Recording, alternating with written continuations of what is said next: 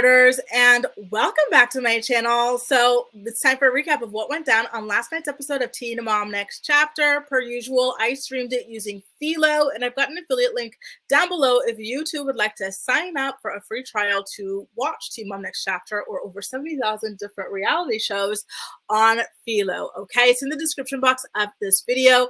To be honest with you, this episode was not all that remarkable. I think the highlight of it for me was the father-daughter dance between Tyler and Nova. And of course, we will be getting to that in the recap. I did also find that Leah's daughter, Gracie, or Aaliyah, was also kind of like a funny one. So let's get into what exactly was going on with these girls and why they were the highlights of the episode for me, right? So basically, we'll start off with Gracie. She made me laugh when she told Leah that she's got a little boyfriend herself. So Leah is sitting her down for the weekly PSA, and she goes, hey, I'm hearing that like your classmates, they're like dating, they've got boyfriends, they've got girlfriends. Do you have a little boyfriend, or do you have a boyfriend? And then Aaliyah responds by saying, yeah, I've got a little boyfriend myself. And I was actually watching this episode for the first time like ever, or at least in the past 10 years with my sister. And the two of us just burst out laughing because it was just so funny. What a cool little girl. Now, after having this conversation with her daughter, Leah then calls Corey to talk about it. She's like, oh, well, our daughter just said that she's got a boyfriend. How should we handle this? And Corey actually suggests looking into birth control. And I'm just like, wow, like super duper, like proud of him for even saying that, you know. It seems like such an obvious thing, but these days, like in the US, it seems to be such a controversial thing, you know. But I'm glad that he wants to have the girls like educated about it and like look into it as an option so that the girls don't end up the way he and Leah did, right, as teen parents. And Leah says, okay, well, why don't we take the girls to a gynecologist to present their options? And I just, you know, I kind of gave them a little bit of a golf clap because they were just so incredible in this scene. They've come so far. Now, I will also say, though, that although I did find this episode rather boring, I do feel like it kind of went back to its educational roots. There were a lot of very teachable moments in this episode that I was really happy to be able to witness. Now, Macy Bookout goes out to lunch with Ryan Edwards' new girlfriend. Her name is Amanda Connor, and I think she and Ryan have been together for over a year now, because during this episode, Taylor had mentioned that she and Ryan had been together for about 9 months, and obviously these things are filmed well in advance. So I do believe that they've crossed the year mark now, which congratulations to the two of them. They still seem very happy and healthy together, so I think that's wonderful.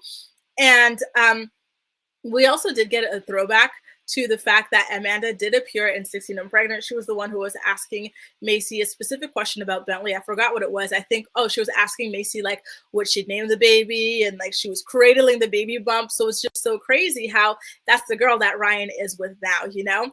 And she also tells Taylor, hey, listen, I am going to go ahead and give Amanda a chance. I don't want to judge anyone based on their past because I don't want to be judged based on my past. And I'm trying to move forward in my co-parenting relationship with Ryan. And in doing that, I can't just go ahead and continue to judge him by his past, which, listen, I understand the sentiment, but the things that Ryan's doing or has done recently are not like really like what I personally would consider to be like in his past. You know, when he was doing that stuff to McKenzie, like he's been doing these things like as recently as like, you know, 12 months ago or something like that. And he's still kind of like on probation or is it parole? I don't know, probation or something like that. And he's still facing charges over some of the harassment that he was doing, but I digress. Then Ryan, after the scene, he talks to Amanda about how she's going to be meeting Macy and everything like that. And he actually looked really healthy and really good. This is a far cry from Ryan's Unabomber days, which, by the way, let me see if I can go ahead and find a picture of Unabomber Ryan. Give me one second.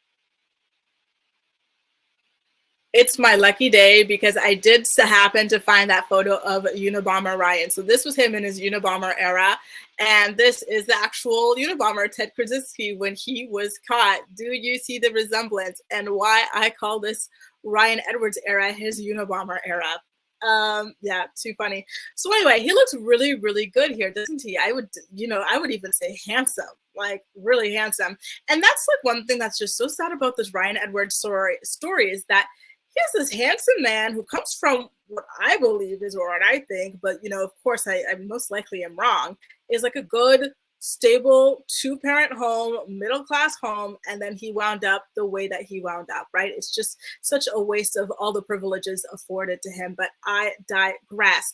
So Amanda talks to Ryan about like how she's going to be meeting Macy soon, and she's super nervous about it. And I actually found her to be very endearing, because to me, when you could tell she truly was nervous about it. And that to me symbolizes or indicates that like this is important to her. And she kept on saying that she wanted to assure Macy that she was a safe person to have Bentley around. So to me, it's like, wow. So like Bentley really is like very important to you. He's not like just an afterthought or anything like that. Like, you know, she really wants that. And so I did find that to be like really, really sweet on her part. But the funny thing is that Ryan couldn't seem any like less interested in like her like anxieties or talking about wanting like to prove herself as being someone that Bentley can be around, the security of Bentley, right? About what else is new with Ryan. Anyway, in the Briana de Jesus segment, you know what I have to say? I've been noticing that like a lot of people are like kind of showing up, kind of not showing up. Like sometimes you see McKenzie's storyline, sometimes you don't. Sometimes you see Cheyenne's, sometimes you don't. Sometimes you rarely even see Janelle's, for example, right? And sometimes you see Caitlyn, sometimes you don't. But when it comes to next chapter, they really love having Briana de Jesus on the show. Like she rarely misses an episode. That girl is getting paid out the wazoo. You know who else we haven't seen that much of? Ashley, right?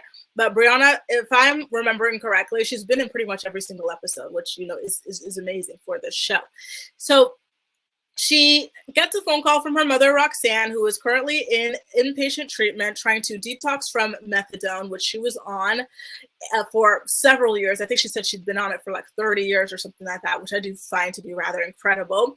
And Roxanne sounds really like great. She sounds really happy, optimistic. She says that the counselors told her that she finished her detox early, and Briana seems rather happy with her progress, but things are going to take a wild turn there, which we will get into a little bit later in this recap. Next up, we find out that McKenzie McKee bought a cheer gem. And one thing love about McKenzie McKee, there are not many things I love about her, but one thing I love about her is her dedication to health and fitness. It is just so important in life to eat healthy, to move, to groove, just to take good care of your body. It's the one and only body you have to live in.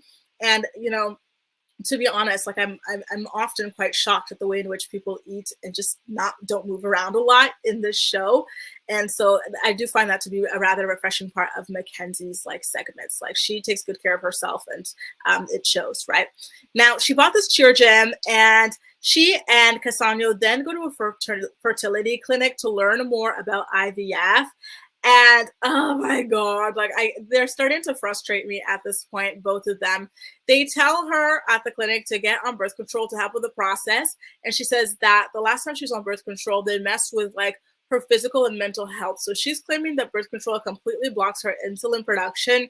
Listen, if you were diabetic, feel free to go ahead and chime in. Or if you work in the medical field, feel free to go ahead and chime in. But I had never heard of this before, that like diabetic people could not at all be on birth control. I find that to be very, you know, it's news to me, you know, so that's something that she doesn't like about it. And then she also said that like her mental health, like she says that like she really went off the rails on that stuff. And she seems very apprehensive about all the medications and risks of this IVF process and stuff. And then she's like, what? These things are going to affect my hormone, like IVF? Girl, like, are you okay? Like, I thought that was like a given. I thought everyone who participated in IVF knew that that was like a consequence of all of these, you know, treatments and stuff and medications. So I just can't believe she's going through all of this after closing up shop, getting her tubes tied and everything like that, after going through all these high risk pregnancies, almost passing away through pregnancies, all for a guy that she's known for like a year. And at this point, she's still just dating, you know, like I don't get it, but listen, if I don't even know what to say, right? So she talks about how her last pregnancy caused her severe depression, and she was suicidal and everything like that. And this is where I feel like Kez gets into like toxic territory, because up until this point, like, and I did mention this the last time they did an IVF episode, I said that I find it really selfish that this man is trying to push this on this woman who already had 3 kids, risked her life having these 3 kids, and now he's out, and she tied her tubes, and now he's out here wanting to have another kid with her. Like, I don't love that, to be honest with you. Like, to me, like when you love someone a lot, like you don't want to see them like pass away, right? So when she's telling you, when the medical professionals are telling you that she is very high risk and she could pass away, like, you know what I mean? Like this could really have adverse effects for her physical health, her mental health. And you're still just sitting there talking about, yeah, I still want you to go through with it. There's something wrong with that kind of, you know, love to me. It's not my kind. It's not the kind of love that I show to people or that I would appreciate like receiving, you know, especially this, like the severe depression, that. So anyway, let's get into why I feel like he veers into toxic territory here. So she talks about all of her very real, very legitimate, extreme fears, and this is not coming out of nowhere. Like she's gone through this 3 times before, not IVF, but like pregnancies and stuff like that, right? So she knows very well how they affect her mentally, spiritually, and emotionally. And unfortunately, in her case, the effects are extremely negative, right? And then he just basically says, oh, don't worry, I'll be strong for you. Like, I don't like that. To me, that's toxic positivity. Like, you're not listening. She's telling you some extreme stuff. I'll be strong for you. Yeah, but what's that going to do for my brain chemistry? What's that going to do for my hormones? You being strong for me. Like, it's not going to change what's going on internally with me. You know, it feels like he just wants this so bad that he doesn't care about her, all the sacrifices that she has to make, about the threat to her safety at all. And I don't like that. I really, really do not. You know, I'm starting to look at him like sideways here.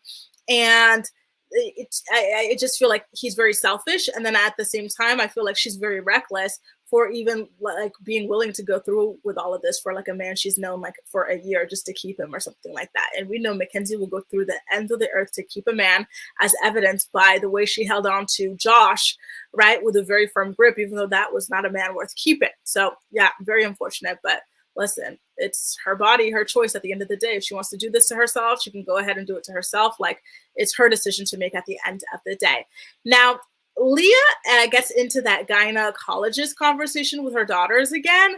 And I gotta say, I kind of felt bad for them having like this conversation play out on TV. Because, you know, like at this point, like their classmates and stuff like that are watching, their teachers or coaches. It's like, oh my God, not everyone like having to like, you know what I mean? Like the X talk and stuff like that. It was a lot to me, but I don't know, maybe they're used to it at this point after having been on television for so long. Then we get into Tyler talking about how he enjoyed the father-daughter dance with Nova, but it's kind of bittersweet because as much as he loved the father-daughter dance, loves preparing for it and like, you know, doing it with Nova, he's also kind of sad because he's never going to have these moments with his firstborn daughter, Carly, who he and Caitlin placed for adoption when they were teenagers. He's like, you know, does Carly go to father-daughter dances? Has she done that? Does Brandon show up? Does Brandon dance? What would I have done with her, basically, right? Like, and he's just, it's really hard. And I definitely felt for him when he was talking about this with the camera and everything like that.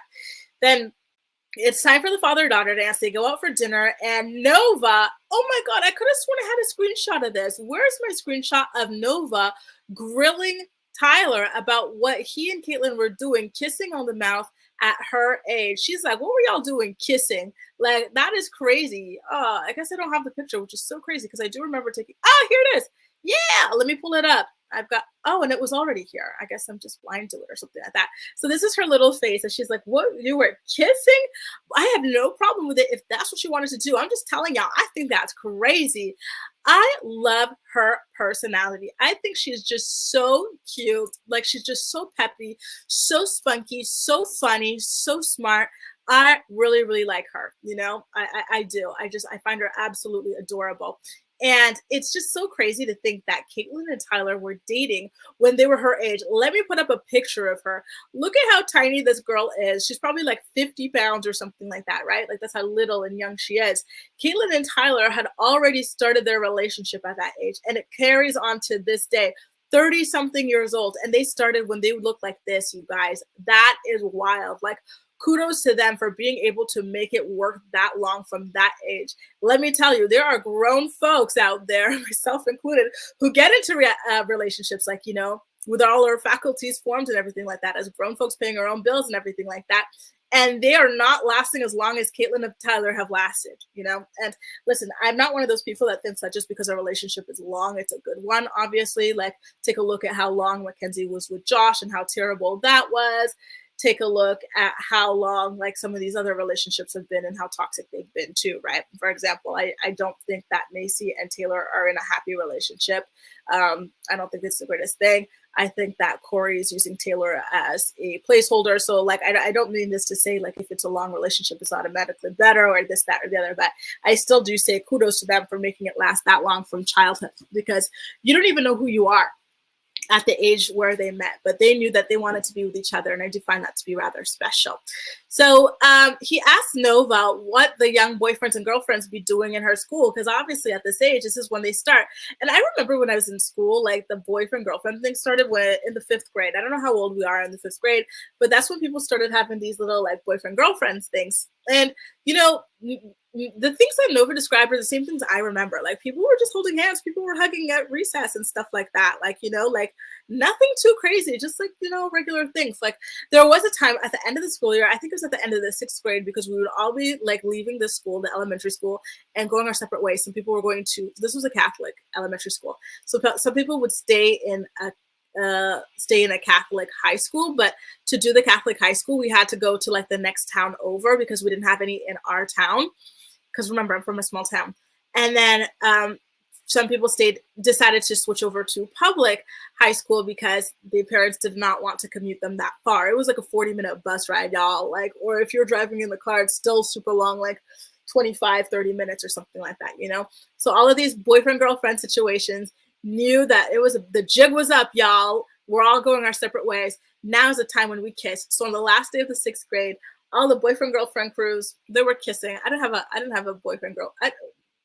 Why did I even say girlfriend? Like I'm even bi. I am unfortunately very heterosexual, but yeah, I did not date at that age because again, very small town, like no people of color, like people dating like outside of their race and stuff like that was not even a thing back then that like people really knew all that much about. So, but I do remember like that era.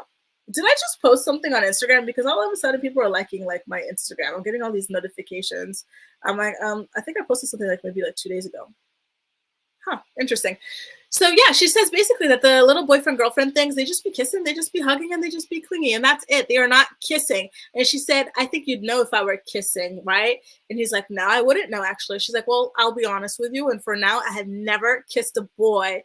And now let's get back into Amanda. So I already told you guys in her first scene, she already charmed me, but this is a time for her to do the lunch with Macy and Mimi Jen.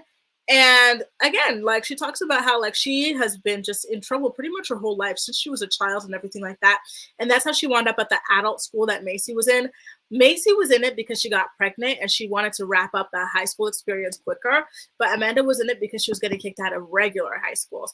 And to me, when a child is having these kinds of problems, something happened, right? Because this is not the way children are supposed to be. Either the parents were negligent, the parents are, you know, having their own issues with like substance abuse, mental health issues or something like that, or something happened to this child, like, you know, maybe they were, you know, someone did something to them. Like, I don't know, they could have been like assaulted or something like that. And they're grappling with the trauma. So when I hear this about Amanda, I'm like, wow, like this girl never really stood a chance.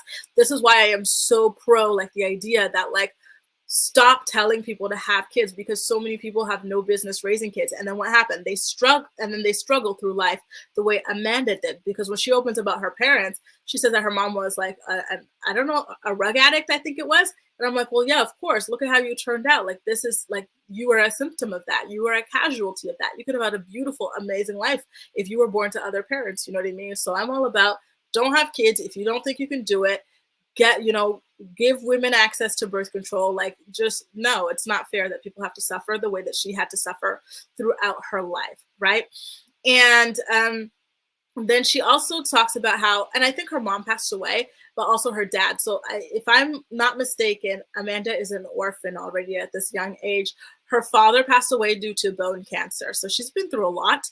And her longest stint of sobriety lasted 2 years, and she's trying again, which I think is very formidable.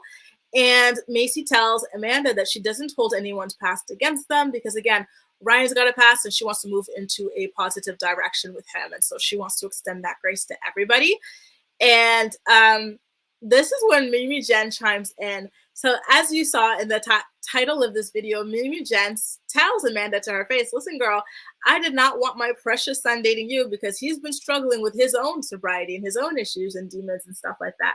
And I kind of felt as though like maybe getting with someone like you who has had this kind of track record and this kind of past would encourage him to fall off the wagon again. And Amanda was just so understanding. She's like, listen, I get it. If my son brought home someone like me, I would feel the same way. And I just love how open she was and real and vulnerable and like not defensive and everything like that.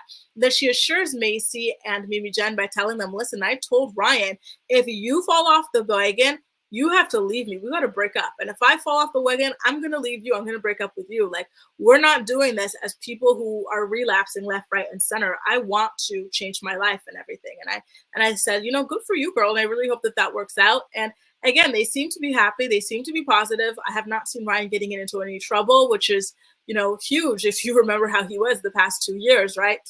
Even before that, he's always just been in and out of jails and stuff like that. So listen, like, go ahead. I really hope that it works out and that she's a good influence on him. And now let's get into Roxanne again. So remember how Briana got this phone call that like made her really happy and like made her really optimistic about the state of Roxanne's health and recovery? Well, it turns out Roxanne was lying to her, according to this psychologist who would call from the rehab. The therapist calls to say that Roxanne hasn't been participating in group therapy. She's crabby with a bad attitude. She just hangs around outside with a blanket. And I'm sorry, but that call sounded so suspicious. Like, the lady sounded so unprofessional. She's like, yeah, like, oh my God, like, I ignore her. It's so annoying. I'm like, are you sure you're a therapist speaking this way? Because I don't know. To be honest, this entire storyline is getting a massive side eye from me. Like, I don't know. Something about it just seems so odd. I really don't believe that a therapist would have called a family member of someone who's dealing with like 3 decades worth of substance abuse and been that unprofessional. At least I would hope not, because that really was not a nice way to speak about someone who's struggling, right? And I gotta say, back to Cassano and McKenzie. Guys, I already said it earlier, but I'll just repeat it. I really don't like the way Cassano is so dismissive about McKenzie's health concerns, because in the IVF office, she already talked about, you know, having suicidal thoughts and just her mental health going off the rails, her diabetes going out of control, like in the past when she was trying to get pregnant and everything like that, right?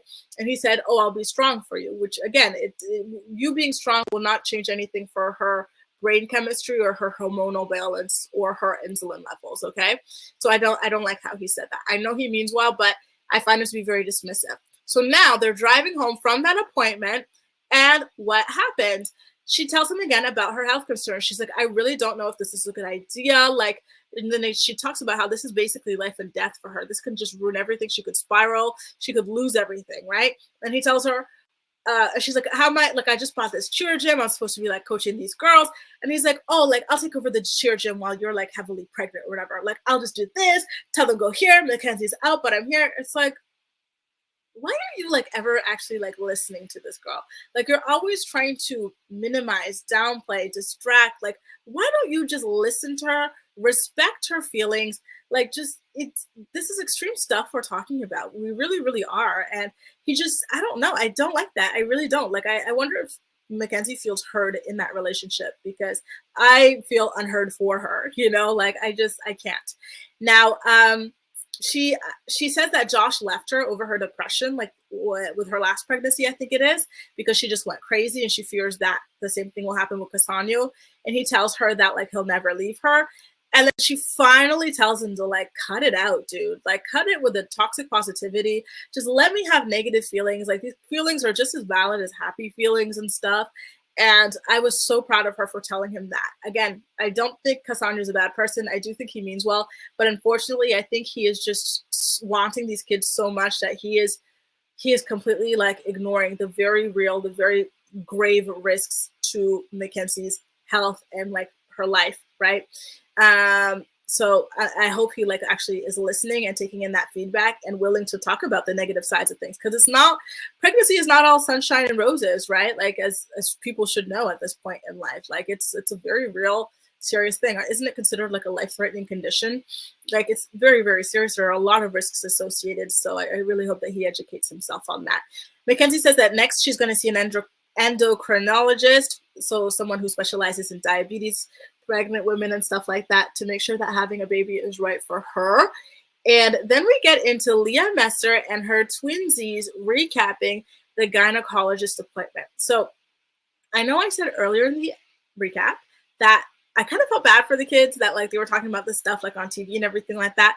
But in the second part of the segment, I felt like they did an amazing job promoting taking children to the gynecologist to educate them on their ex life and stuff like that. They talked about how this was not being taught to them at school, and they both made it sound like a very pleasant visit, like there's nothing to be scared of. And so I do hope that if their classmates were watching or other young girls around their age were watching, that they, you know, they felt a little bit more open to this sort of a doctor's appointment, and that their parents felt more open to taking them and everything. Like, it felt like a really good kind of PSA, like, hey, like, your reproductive health is super important. And I know these girls are young, but like they can get pregnant next year or whatever. Like, it starts really early for girls, you know, unfortunately, this sort of thing. So like, you really do have to start looking into all of this stuff.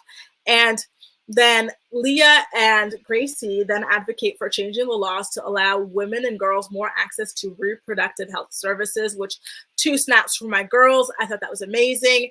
And then Gracie even DMs a lawmaker in West Virginia. Listen, I do think, correct me if I'm wrong, because I do try to keep away from American politics, because I just do find it to be a little bit like shocking, to be honest with you. Like, sometimes I hear like these sound bites and I'm like, is that real? Like, I can't tell if it's a real or if it's a parody. So I try to stay away from it. But as far as I'm aware, women's reproductive rights are under attack, and there's a big threat on it, posed by men and certain women who are on the side of the men on these sorts of things. So I think it's great that they're willing to, you know, put their name on the line. Well, Leah's willing to put her name on the line and really like advocate for this right now. And then Gracie DMs a lawmaker. And so I'm excited to see how that carries forward. I think that that's going to be a very interesting and a very impactful storyline.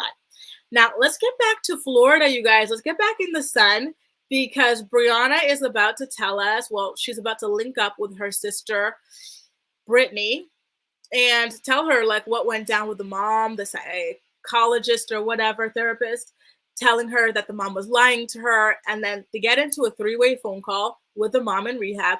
And Brittany tells her mom, like on the call, that she's never been a good mother. She doesn't give enough about her trauma or her breathing exercises. She just wants Roxanne to stay the hell away from her. And gosh, the amount of pain that she must be going through to even say these sorts of things. I feel for her. I really, really do. It's not fair that she feels this way, or that she's, you know, in this kind of a place. Like, I really hate that for her. And I don't know. I really hope that Roxanne can get it together to show up for her in a better way. But I don't know. I kind of feel like at this point, it might be a dead end, at least for like a year or two. Now, back in Tennessee, Macy decides that she wants to declutter that cluttered ass house of hers. Thank God. And she also tells Taylor about her support for Ryan and Amanda's relationship. And then we skedaddle back onto Nova and Tyler having a joint confessional about the dance, and like how much Nova loves having him as a dad, how much he loves having her as a daughter. Listen, their relationship is absolutely beautiful, like such a dream. And it's such a wild juxtaposition from Brittany's relationship with her mom, Roxanne, right? But listen, I think Tyler worked really hard on this, because he knows the feeling, the way that Brittany's feeling, you know, maybe even worse because of who his parents were, right? Like, it's not like Roxanne was in and out of jails and stuff like that. Like, right? He had it different. He had it worse, at least I'm imagining, just based on like the stuff he's shared. And so he's really making a concerted effort to be there for his daughter, and it's working, you know. I hope that he is healing his inner child in the midst of all of that. I hope that like being there for her helps him heal his inner child, you know, being the dad that he needed in his life. Anyway, you guys, that does it. A recap of what went down on this week's episode of Teen Mom Next Chapter. Per usual, I watched it using Philo. I've got an affiliate link so that you guys can sign up for a free 7-day trial to watch it, or to watch over 72 different stations, 70,000 different shows. Go ahead and check it out. And in the meantime, let me know what you thought about this episode in the comment section down below. And as usual, we will chat. That's all for now. Thank you so much for watching, and I'll see you next time. Bye, guys.